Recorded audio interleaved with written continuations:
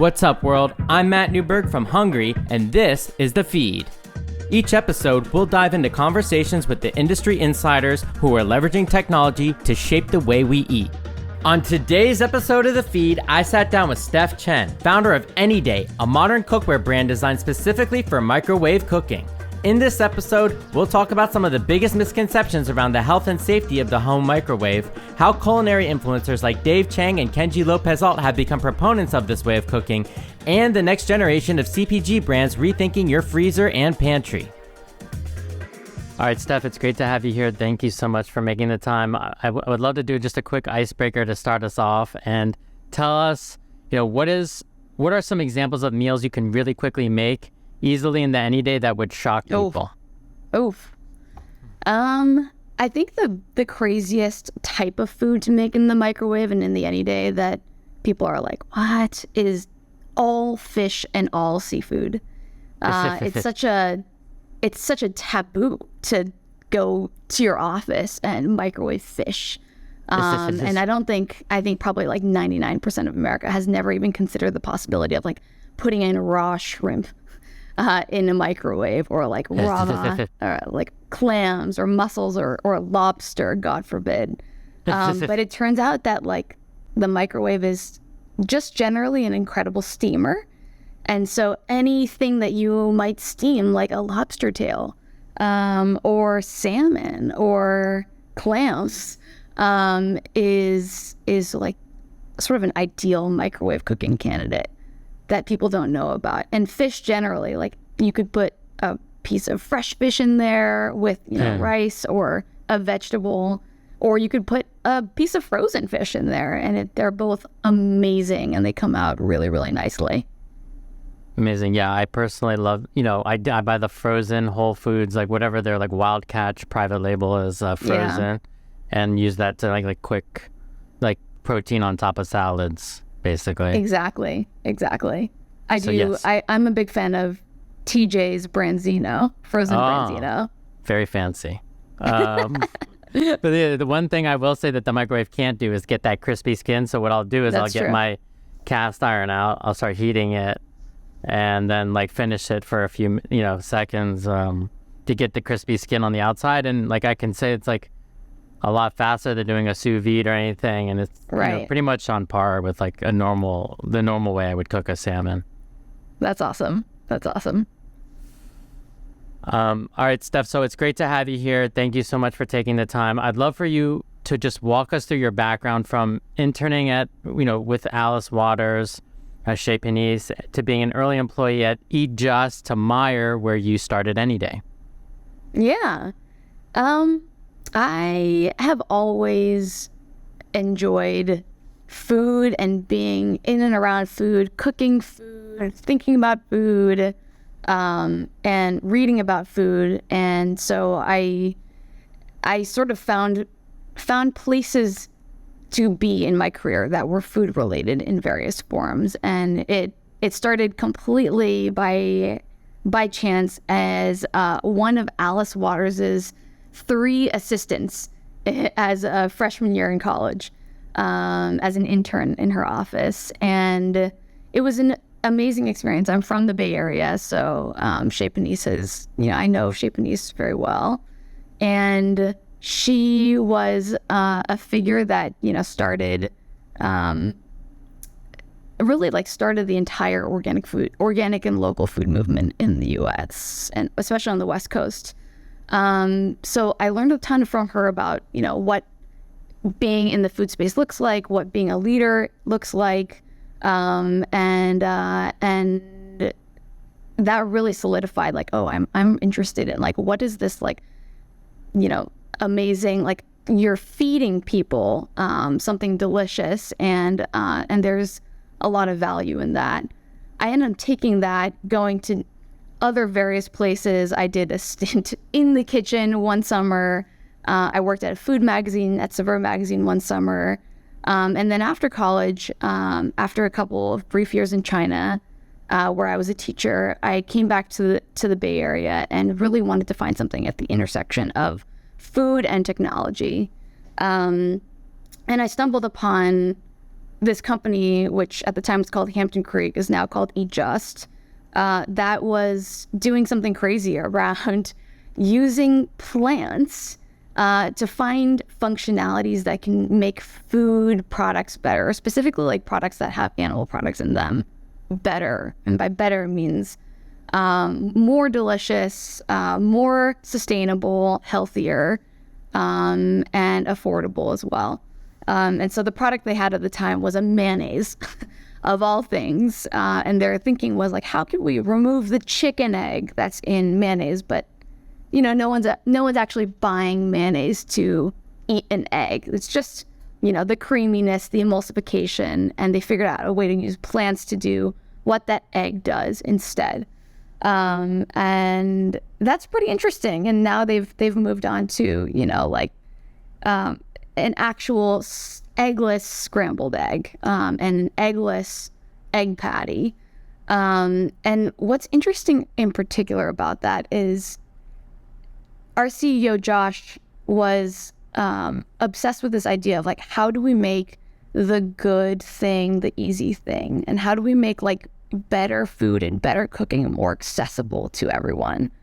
And that's always kind of been a philosophy that I've espoused. And I've realized over time that that's a big part of what's driving me. Like even in my personal life, when I'm cooking for friends or cooking for my family, I place a big premium on food that I can make very, very easily and very, very deliciously. So I think about it as like a scale or a ratio of like deliciousness to effort.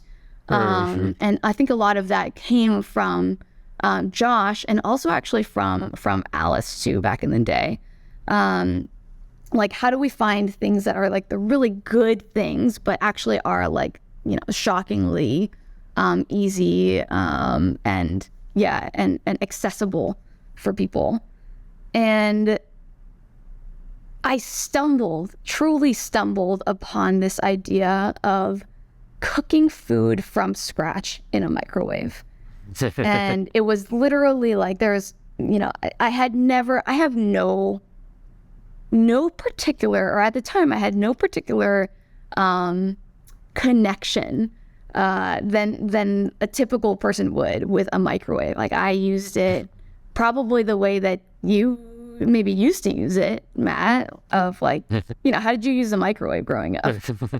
Yeah, I grew up in a fairly strict household, no sugar. My first cake, hi mom, was a sugar-free cake.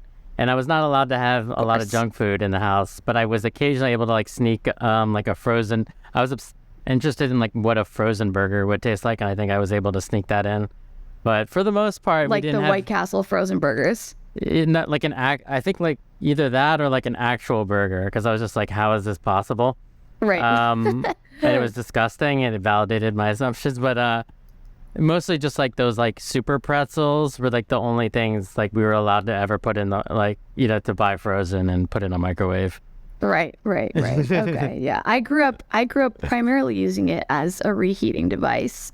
And maybe occasionally I made like Stouffer's lasagna in the microwave, but yeah, I didn't start this thing with a the microwave is the holy grail. It just happens to basically be a tool that is in pretty much everyone's kitchen.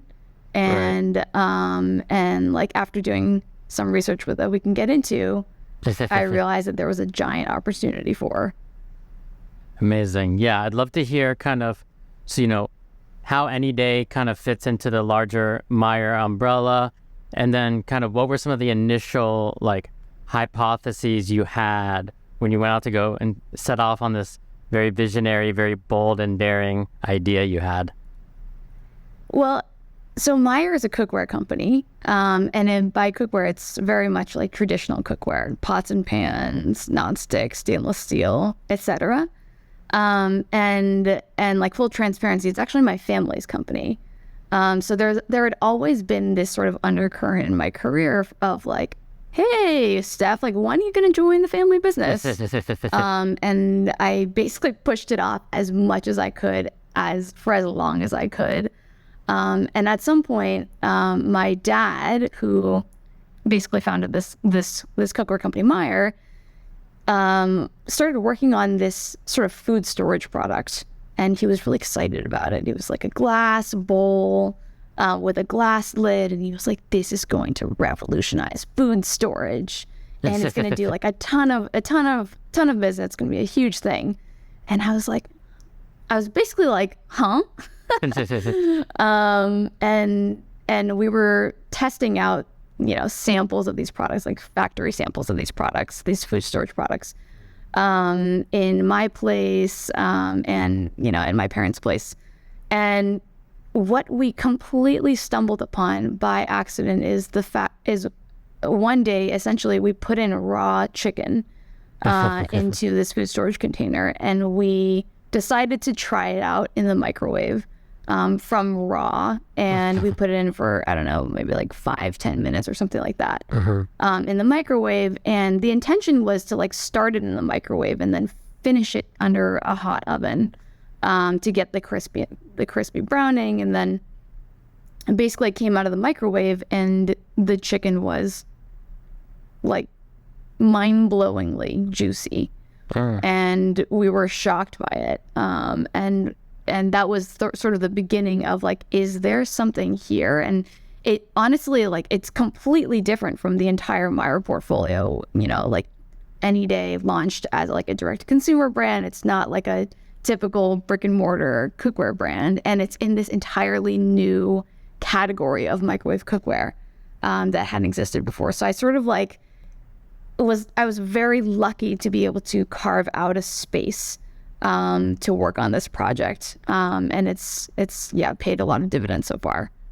Amazing. And so you were able to leverage some of the economies of scale, I assume, like obviously exactly of the supply chain. Can you talk a little bit about like what that looks like maybe at a high level? We don't have to get into all the details with the supply chain, the marketing, everything that you can leverage from this, larger organization, and then like kind of how you were able to like kind of solve this problem of like they say the innovator's dilemma. Like how do you build a startup within a larger company? Like how did you set that up?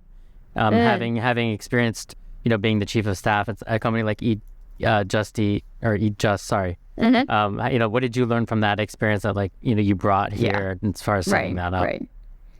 And just one of the biggest takeaways that I had of the challenges of starting a business and running a business is that all the operations and logistics and supply chain is like, they're very difficult to manage unless you have people who are very experienced in that specific space. Like you can't hire like a fresh Ivy League grad and expect them to like do well in supply chain and warehousing and management and logistics. And just was a particular challenge because for food products you have to deal with shelf life, and you have to deal with like micros and like testing your food to make sure that everything is safe.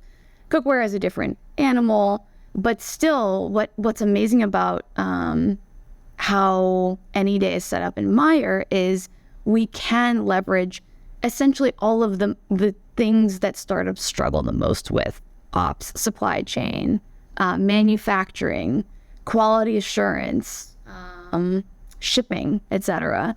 And we can basically like get all of the support that we needed on some of those like nitty-gritty challenges, and yet sort of have like a brain expansion, like blue sky. What do we want, or what can we make out of this brand on the marketing side and the storytelling side, which is, I think, like something that you see a lot of with D2C brands or like new startup brands, is they do really, really well. They have awesome storytelling and marketing, and they have that part nailed down. But I think the product side can be harder to manage. So we were able to sort of get the best of both worlds on that front. Very cool. Very unique. I'd love for you to just kind of walk us through like the full product line. I have one of these here. I think it's the medium shallow, but tell us all the different products you sell, and then maybe talk about some of the different kind of customer cohorts you see like really gravitate towards this product offering. Yeah. So we started off not complicated, and even still, I think our product philosophy is like, let's really hone in on the things that we believe are going to be the things that save people the most time in the kitchen. And for us, that starts with cookware that's specifically designed for cooking really great food in the microwave. So we started with, we call them the Anyday dishes. It's a glass bowl it's a frosted glass bowl with a lid that's made out of glass, silicone, and stainless steel. The whole idea with it is that in order to actually cook good food in the microwave, you have to have a product that traps the steam of the food really effectively. The way that the microwave works is that it vibrates the water molecules in food back and forth very, very quickly, and that's what's generating heat and then therefore steam. If you don't have a way to trap that steam, what's going to happen is the moisture is going to evaporate from your food, and you will get what's sort of stereotypically associated with microwave food. It's like that rubbery texture, sort of dry, just generally not appealing. But if you do have a way that traps steam effectively, then you end up with food that is tender and moist and juicy, just kind of like steamed, like as if you had steamed it on the stove. So the dishes are really designed for that purpose. And they're also designed to be really versatile. So it's not only about the cooking experience, but also it is a really good serving experience. So that's why it's made out of frosted glass. It looks really nice and really premium on your dinner table, or, it's nice to like bring to the office. And then when you're finished eating, you can just pop the lid back on and store in your fridge and push the knob down, and it stores really nicely. It stores flat and all of that. So all of that was really important to us when we were designing the product, to make sure that we were designing not just like a single use thing that can only, on the content piece, like it's not about like cooking only one type of product, one type of thing, like only rice or only bacon or whatever, but can cook really everything, and also felt very at home in all the ways that you would use it in the kitchen as well. So we started off with these Anyday dishes. We've expanded from there to other sizes. So the different sizes are especially good for cooking different things. So like the deep dishes are particularly good for like rice and grains and soups and one pot meals. And the shallow dishes are especially appropriate for proteins or like long veggies like asparagus or green beans and stuff like that. We expanded to a couple more accessories from there, like these microwave mitts, oven mitts called any hand mitts. And we've most recently actually expanded it into freezer trays. So freezer trays are, it's not a new concept. That they've been out there, people use ice cube trays to like store little amounts of stock, like chicken stock, that they can pop out and use in a moment's notice, or they use ice cube trays to freeze sauces or like little portions of food that you'd want to reheat. And part of the beauty there is we think there's a lot of synergy between essentially two appliances in your kitchen that everyone has, but are not getting full usage. One is, of course, we said the microwave, right? Everyone has that. No one's using it to cook food from scratch. And the other is the freezer.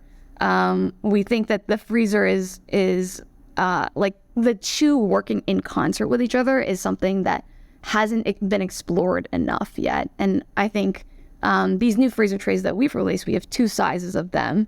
They're really good for meal prepping. So what you can do is, and they work very well in tandem with our other products. So you can essentially cook food in bulk in your Anyday. Let's say you're making rice or like bolognese or, I don't know, any sauce. Like, let's say you're making like a salsa verde or like brown butter even. Then you can use your trays to basically portion it out, freeze them, and then when you're looking, you're busy professional, it's lunchtime or it's dinner time, all you're doing is you just pop one of those cubes out, and maybe you have like a fillet of salmon with your brown butter. You put those things together and your meal is ready in like 2 minutes, and it's so good. And so there's a lot of opportunity to work together between those two products. But our product philosophy generally is not to do everything, is not to like go out in the world and like not to like own the entire kitchen, but really create products that are like laser focused on solving this issue that people don't have enough time in their lives to cook. Amazing. I love this idea of like healthier, more wholesome convenience, and Right. this interplay between these two kind of underappreciated things in our kitchen that are already there. You don't have to Right. buy anything new. You don't have to invent anything crazy. It's just Right. a matter of tweaking, changing the perception. So I'd love to kind of dive into the consumer psychology aspect of this. And you're Yeah. starting this, a couple of years ago. This was maybe not the most. This was you had a slightly contrarian view, and I feel like the microwave has had a bad rap. So how did you Yes. like kind of frame this? How did you like go about trying to, let's start with the microwave, but like, how did you go and try to educate people about, hey, this thing, Yeah. like isn't going to kill you. It's like going to be tasty. And, people are concerned Yeah. about radiation. They think that it's not Right. healthy. They think all these different things. Like, how do you go up a big uphill challenge like that? Right. Yeah. So if it starts with like, I have to believe in it myself, right? I had to be like fully convinced of this concept that cooking in the microwave was not only like a good thing, but something that can be a big,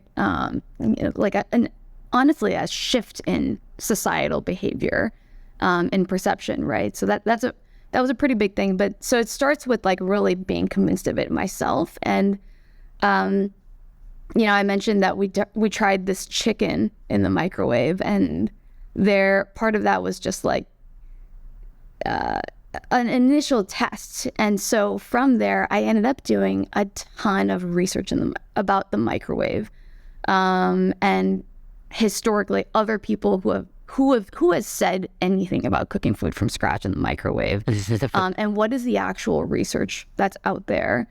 And from there, I really landed on this idea that most people believe that the microwave is, like you said, unsafe, unhealthy. It is only good for reheating, and maybe even poorly at that. And it can't cook food from scratch, let alone like with any kind of like high quality. And what's amazing is that the truth is quite literally the opposite of all of those things. So on the safety front, essentially, this is, I think most people, when you tell them this, they're like, oh yeah, I kind of knew that. But words like you're nuking your food prime you to believe otherwise, right? But generally microwaves are just like light waves, or they're like radio waves, or the electromagnetic waves that come out of your cell phone, and they're perfectly safe. And in fact, like kind of crazily, the legal limit of radiation that can come out of your cell phone is actually higher than the legal limit for what's allowed out of a microwave. Wow. So sometimes I like to say, and maybe this is even more scary, so maybe this is not a good way of doing it, but that your cell phone actually emits more radiation than your microwave does. That's on the safety piece. On the health piece, this is maybe the most interesting one, is people think about it as you're killing nutrients in your food. And the reality is actually that the microwave is the most nutrient preserving way to cook. And that also follows common sense too, right? Like nutrients will leach out of your food if you're cooking at either really high heat or for a really long time, or with a lot of water, like you're boiling it. And the microwave is low heat, very little time, with no extra water, and therefore like literally broccoli and asparagus, as proven by like Harvard and Cornell, are more nutrient dense and vitamin rich when you cook in the microwave than in any other method. Wow. Which is just absolutely mind blowing. Wow. And then another piece on like, can you cook from scratch? This is the one where I was like, yeah, maybe I can get people over like the safety thing, and maybe I can get people over the health thing, but really nothing matters unless the food itself is amazing and like legitimately very, very good. And I actually learned this. This is a learning from Alice and from Josh at Just, right? Like, you can't get people to shift their behavior to eating organically or locally or to eating plant-based unless the product itself is amazing or the food itself that results is amazing. So that's a huge focus for us, right? Like we find the types of foods and the types of recipes that are perfectly suited for the microwave. And the goal really is like, get a result that is ideally not just as good as a traditional way of cooking, like on the stove or in the oven, but better than the stove or the oven. And that's what's really going to convince people. So that's kind of what we set out to do. And along the way, we did some research and, you know, back to this idea of I personally need to be convinced of this. It starts with like testing it ourselves in the microwave. I also found out that people like David Chang and Kenji Lopez-Alt and like Mark Bittman, and the more I did this research, the more I found that like the people who I respected the most in food were proponents of cooking in the microwave. And that blew my mind. And I think is a huge portion of, to your point, like getting people to jump over the hurdle of this, like, I can't cook in a microwave thought. Definitely. And I think you like see historically that like a lot of chefs lead these charges, right? Like everybody goes out and buys whatever the, you know, the panini press or the air fryer because like, you know, someone made something amazing out of it.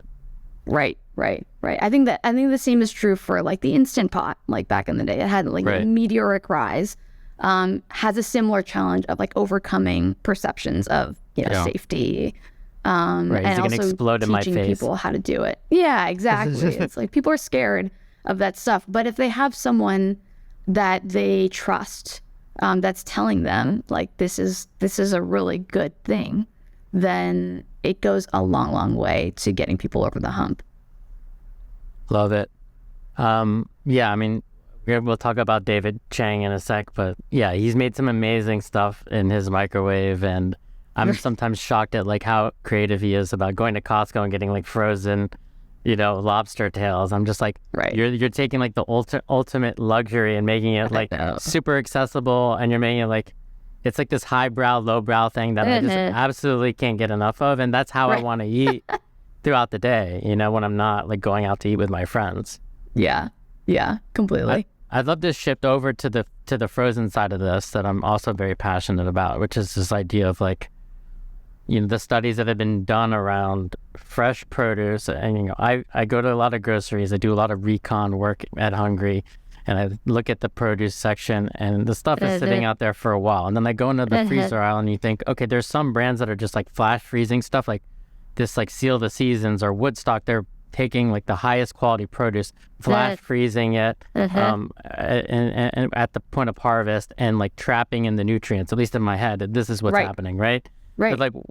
But if you tell people I'm going to eat a frozen piece of wild caught salmon, they're going to be like, well, it's still frozen. Like, how's that better than like getting something that is like farmed that's fresh? Or like, you know, how do you make these kind of trade-offs? And like, especially from a budget perspective, like how do you how did you scale this challenge around the frozen section? And like, what do you think the research is that you've seen around what the potential is for frozen food? I mean, we're just dipping our toes into frozen right now. And it's not even, you know, I think there is a humongous opportunity for us to work with frozen food brands because it's the perfect Anyday complement, right? Like their product It's solving the food part of it, and we're solving like the cooking and reheating part of it as well, in a very safe, no plastic way.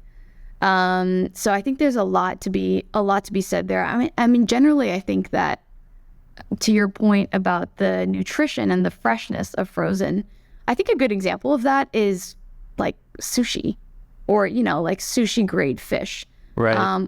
All of which is immediately flash frozen, and even in like the most expensive, the highest caliber omakase sushi places, you're getting fish that was frozen. And that's because the belief is it's the freshest way to have that.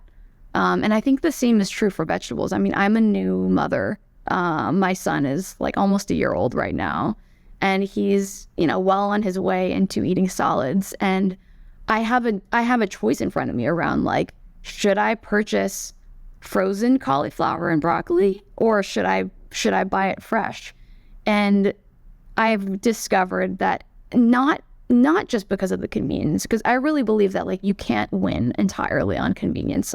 The same is true for the microwave too. Like you can say that message over and over again, and only a certain demographic will be swayed by it.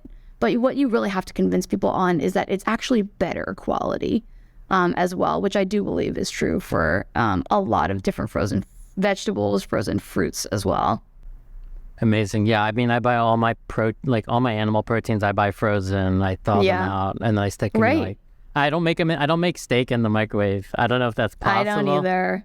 But someone did suggest it. I've seen it a couple of times, but I haven't. I know, that's so funny. And then the other thing that I thought about while you were describing this is like the food waste aspect of it, right? I have all these like berries, frozen berries for my smoothies sitting in my freezer. It's not going to go bad in a week. It's not something I got at the farmer's market. Right. It's like I can just keep scooping it out and then like finish it when I'm done. And and there's some great brands out there. I'd love for you to talk about like who are the different CPG players in the frozen aisle that you think are doing a great job of like communicating that kind of value proposition of like, this is not only more convenient, but it's better for you, and it's probably going to be cheaper if you account for all the food waste too. Yeah. I have to say I'm not super familiar with the brands themselves. I do a lot of grocery shopping on like, online basically. And the one downside with online grocery delivery is that it's hard to like discover newness. So I'm not super sure about that, but I know a lot is happening. Like, for example, I've talked to a few CPG companies that are in progress of working on their frozen product. And I was actually just having a conversation with Dave about frozen as well, and his thoughts on it. And his opinion is that there's so much innovation already in progress and so much more to be had on frozen. I think it's a category that people have a lot of preconceived notions of, just like the microwave, because of, some of us, millennials growing up on lean cuisine, right? Like Hot Pockets. Crazy stuff. Hot Pockets. Yeah, exactly. Yes, that isn't a fair representation of what is possible. And I think there's brands that figure that out are going to win. Yeah, it's interesting to also see like restaurants play in the CPG space, especially within frozen, right? Like Anthony Mangieri, who was like, in SF, and then he came to New York, and he's just like a sole pizzaolo, right? Making this with his hands, and he's like super obsessive about the experience. He's finally coming to terms with the fact that he needs to scale his brand, and he's doing a frozen pizza brand, and it's supposed to be like, don't tell anybody that it's frozen, it's a secret. It tastes the same. Do a blind double taste test, blind taste test. Right, completely. I'd love to go and talk a bit about the pantry side of this, because I feel like there's a whole new set of players now. We're talking about Som, A Dozen Cousins, obviously Momofuku with kind of the instant ramen noodles. How do you think these brands are redefining convenience using your product, and like how have you been partnering with them in various capacities to kind of tell that story? I think these brands are amazing. I'm constantly amazed by the new CPG players out there, both from like a product perspective and like a storytelling perspective. I mean, Omsom as an example is doing such cool things with the starter packs and the sauces and flavorings, because so much of food, like, you know, when people cook on a day-to-day basis,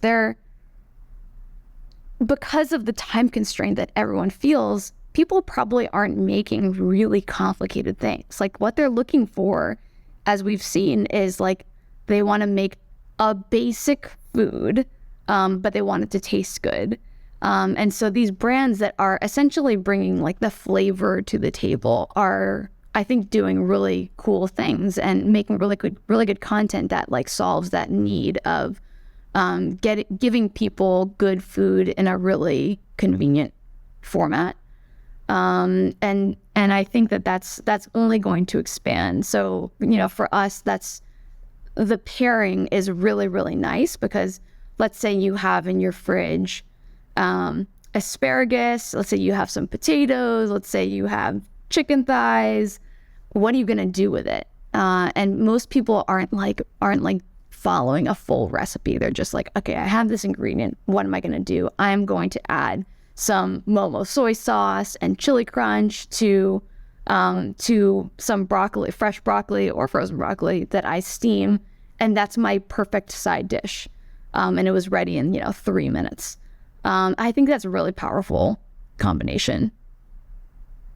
Yeah, it's fascinating to like think about like the power of social media to tell, to communicate these recipes and ideas, and obviously have them driven by these brands and these chefs to kind of redefine, like, to really up the level of convenience from like whatever it's like instant noodles that we had in college, and kind of really create like kind of a gourmet convenient option for people that is like shelf stable, convenient, and nutritious at the same time.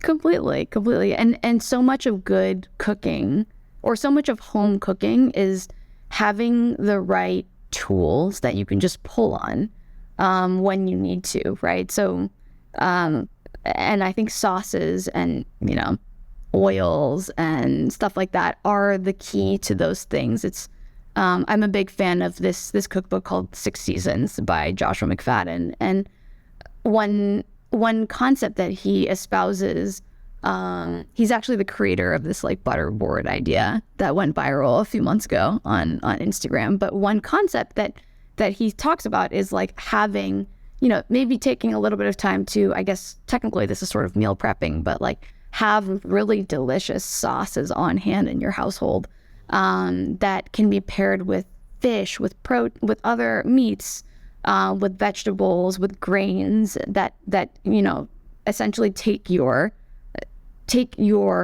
repertoire of what would typically have been possible on like a busy weeknight to a completely different level. Yeah, it just like one-ups your entire dish, right. Take that center protein and turn it into something that's like something you would order from a restaurant. Exactly.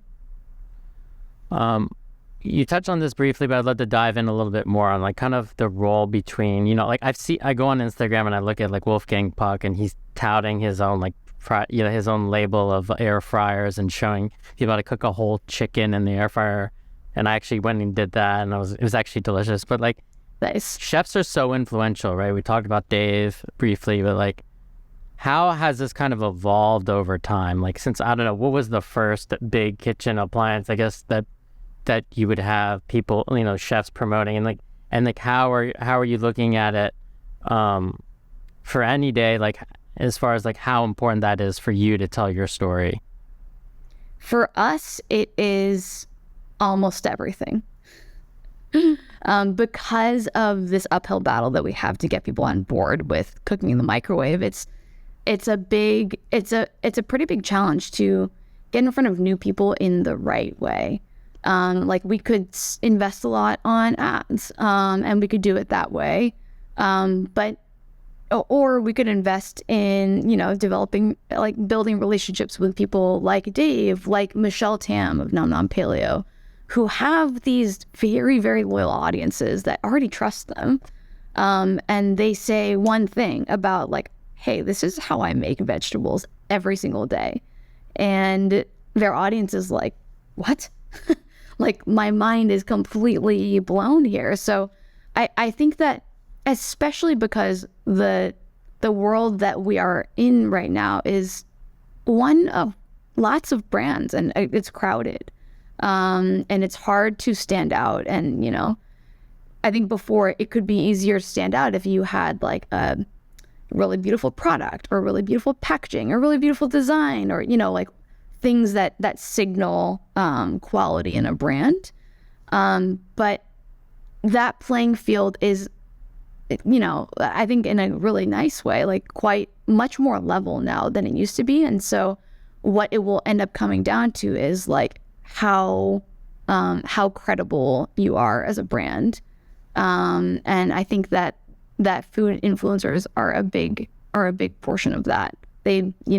They build that trust. They help you redefine even like what you think is possible in the kitchen.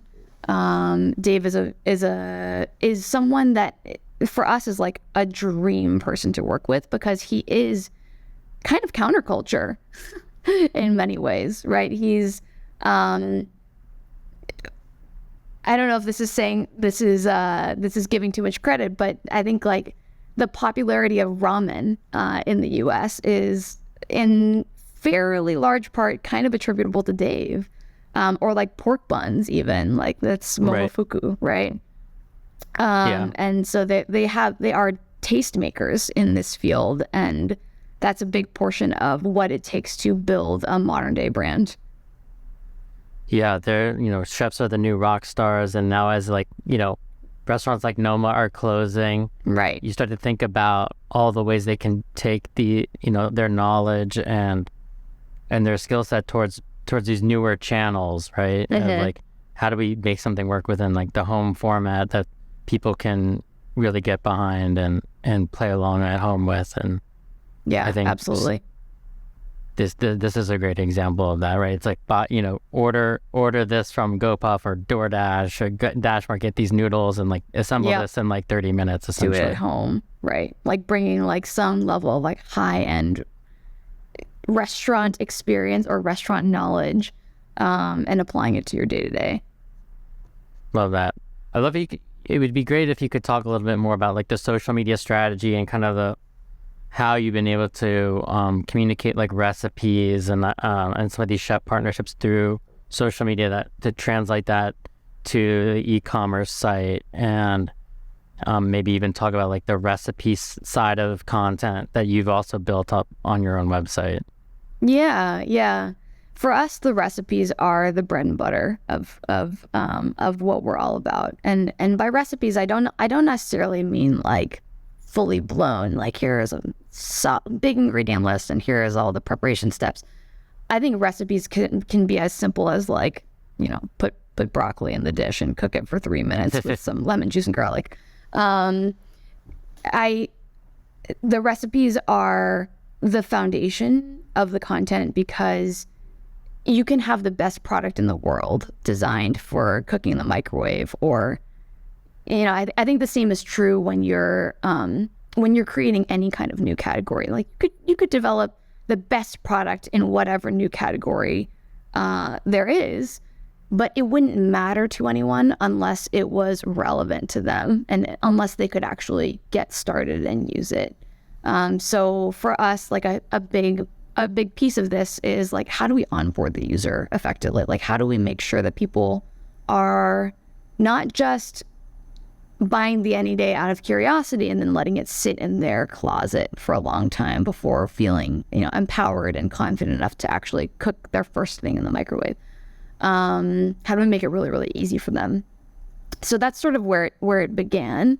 And our recipe strategy has definitely evolved over time. I think initially we were like, oh, let's put a lot of focus on like maybe like more one dish meals, which I still think is like kind of a good use case, right? Like you put everything in the dish, And then you put it in the microwave like a chicken and rice. So one of my like favorite recipes is like a chicken and rice where you put chicken, garlic, tomato sauce, onions, rice all in the dish with like chicken stock, and then you cook it as is for like 20 minutes, and it's really good. But actually more towards evolving more towards like the way that we've noticed that people are cooking at home, which is sort of what I mentioned. Like they've got an ingredient in their fridge, they just want a way to cook it, both easily, conveniently, and very deliciously.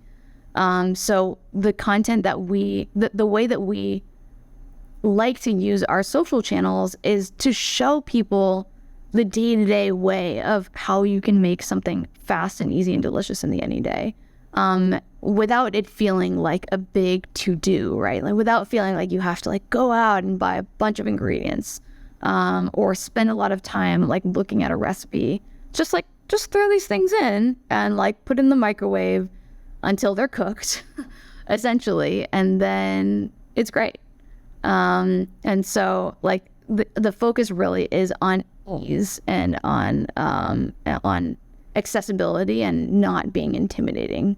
I think one of the shortcomings with like the Instant Pot, like as amazing as it is, I still think there's a barrier, like a barrier to like the usage piece of it that I really want to make sure is not there for Anyday. Totally, yeah. I try to sell people on the Instant Pot all the time, and like they're like, well, what are you gonna make in it? I'm like, well, do you like beans? Do you like stews? And like, do you like these like one pot risotto with porcini dried mushrooms, and you can like just have it all shelf stable? And I'm like, how did you get that? I'm like, I bought this like cookbook on Amazon. It's like you have to kind of do it yourself because it was like stuck in a different era, right? Whereas to you're kind of digitally native from the beginning, and everything is like a lot more cohesive. And the simplicity of it is really spoken to me personally. Like just when I have something like sweet potatoes, I just Google like sweet potatoes Anyday. Yeah. And then it comes up, and it's like you don't need any like oils, right? You just like cook it just dry on its own. It'll cook in its own water, and like that to me is like mind blowing. Right. On the social media thread, like, do you get any like two-way feedback from your fans that are basically instructing you, like giving you ideas for new recipes? Are they going and like remixing your recipes and sharing it with their audience? Like, what does that whole kind of cut, copy, remix culture look like for recipes within the social media realm for you guys?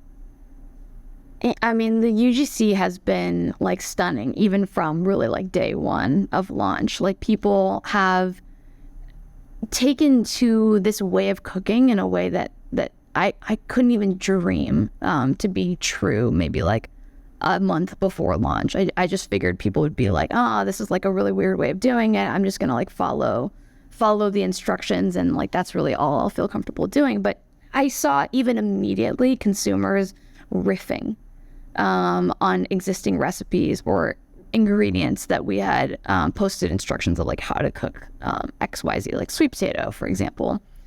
So we have a couple of different channels that people can do that on. They share with us on Instagram. We occasionally see it on TikTok. We have like a Facebook community group that like people share information on, and it's actually really good inspo for us. Like today I was messaging back and forth with a consumer on making Hainan chicken rice, or like someone posted a question. I was like, has anyone ever made like Hainan chicken in this thing? And like another consumer was like, yeah, I did it. Like, here's the link to it. Here's how I did it.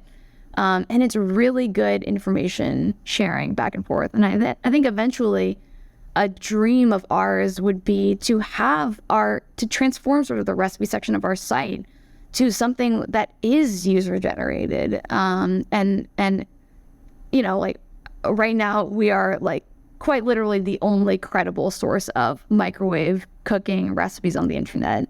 But that's going to change. And I actually want that to change, right? Like I think that like the wave rises all ships, right? Like that saying is very true of like the more that people become on board with the microwave. Like I think that the New York Times, NYT Cooking, like released a microwave chawanmushi recipe sometime last year. And at first I was like, oh man, like we already have that recipe. And I felt like a little bit of like, oh man, but I actually think it's a really good thing that they did something like that as well. And the more that people talk about microwave cooking, the more that dialogue we have on like, oh, have you tried it this way? Have you tried it this way?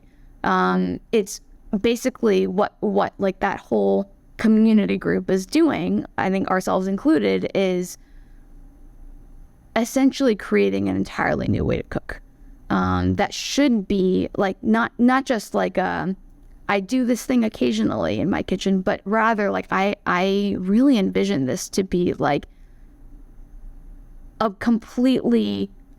total change in the way that people cook day to day, and how they integrate the microwave, whether it is for entire meals in the microwave or maybe even like a portion of your meal, like you cook your veg in the microwave or your grain or your protein in the microwave, or even just like as part of one finished dish. Like for example, something I do all the time is like I'll like start something in the microwave. Like I just cut up like a kabocha squash yesterday, and I sliced it up, and I'm like, I started in the microwave and then I threw it under the broiler with like some, like a teriyaki sauce, just to broil it and get that color on there. And it was amazing, and it cut the amount of time that I would have used to roast something in the oven, not to mention the amount of energy used to do so, by like 80%, literally. Totally, giving people that time back. The community aspect is fascinating. The fact that you could potentially be the hub for this, and as opposed to people going on Reddit and saying like, hey, have you like tried this like macaroni and cheese, or this mashed potato, or this pasta recipe in the microwave, and trying to go back and forth, like being able to really brand that with Anyday, and so that when the next mainstream media piece does hit, people come right to your site to kind of discuss it and kind of share tips and tricks. Exactly. What have you learned? Like, are there anything fun that you've learned that you've seen some of the community put out recently?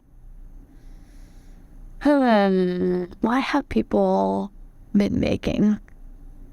I think I see, like, a little bit back to the frozen conversation, I see a lot of interesting intersect between like some like prepared food that someone purchased from like TJ's, which by the way has like excellent frozen food, and then adding other things to it, like adding other fresh ingredients to it to make it like a new meal or a full meal even.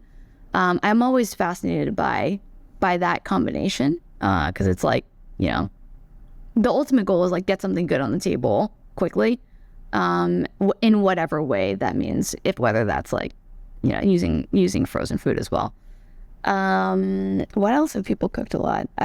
People like riff on, like Super Bowl is coming right around the corner. We've seen a lot of interesting riffs on dips that people have made in the microwave, right? Like for the most part, for a dip, you're not looking for like the browning aspect. It's just a matter of like heating like a spinach artichoke dip or like a feta dip.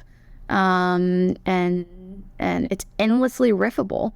And I think that is beautiful. And that's the kind of way that I like to cook at home. And I think, the way that I hope that our consumers, especially after gaining self-familiarity with the microwave and like how it works, how I hope they do as well.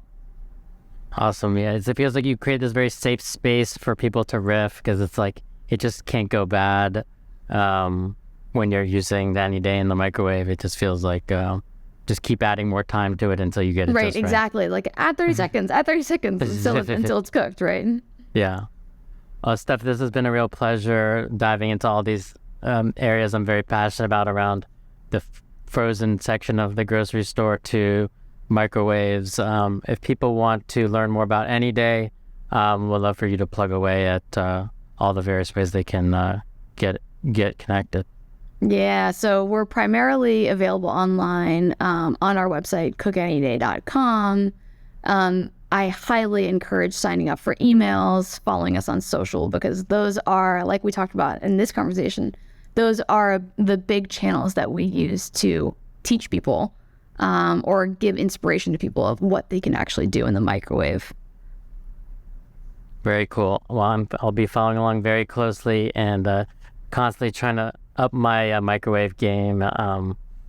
And I don't know if I'll get to David Chang level status, but it's definitely... Dave has done some crazy stuff in the microwave. Yeah. He's a good experimenter. But the problem is that Dave never writes recipes down. So if you ask him for it, he's just like, whatever, I just winged it. Yeah. Yeah, I mean, it helps to have a proper culinary background, and then you break all the rules of the microwave. It does. Thanks so much for having me, Matt. This was a very fun conversation. Thanks for tuning in. If you like what you hear, please hit subscribe wherever you're listening to this podcast. And if you're curious to get a first-hand look at the cutting edge of food and tech, check out HNGRY.tv. That's Hungry with no U, where you can join in on live conversations like these or sign up for the free weekly newsletter.